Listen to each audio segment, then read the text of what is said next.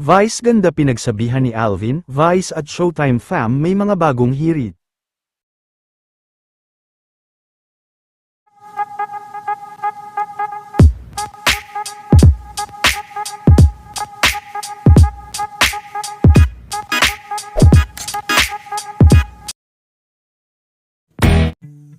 Sa kakatapos lang na Showtime ngayong araw ay hindi nga pinalampas ng mga Showtime host na pinangungunahan ni Vice ang kanilang mga latest hirit kaugnay ng mga kaganapan at kaguluhan sa Senado kahapon. Isa sa una nilang hirit ay ang paglabas umano ni Bato na nabasa ni Vice kanina. Nagkaroon din ng habulan sa studio kanina. Hindi, nabasa ko eh. Ha? Nabasa ko kanina. Nakalabas nga. Ayan si Mon!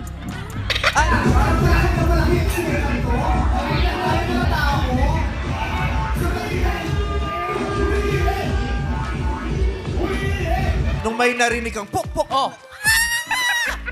Stress ka na. So, ano it?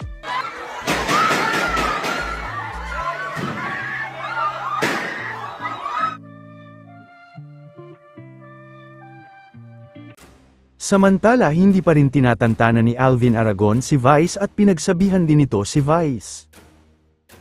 Hindi lisensya ang same-sex marriage nyo ni Ayon para magbigay ka ng mga payo, kasabihan, tungkol sa mundo ng buhay mag-asawang tunay na lalaki at tunay na babae at tungkol sa mundo ng mga magulang na tunay na mga lalaki at tunay na babae.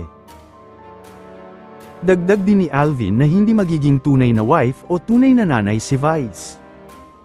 At wala rin umano itong karapatan na magsalita tungkol sa buhay mag-asawa.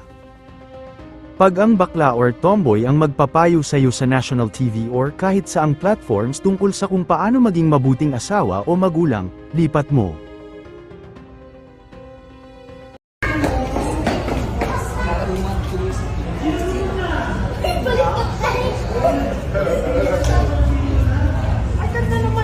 Si Kerry, ever since yung look niya, hindi nagbabago. Pag nakita mo siya, alam mo hindi. Alam mo siya. No. Okay. Hindi naman ni Kelsey. Si Kelsey. Kelsey girl. Kelsey girl. Bye-bye. Bye.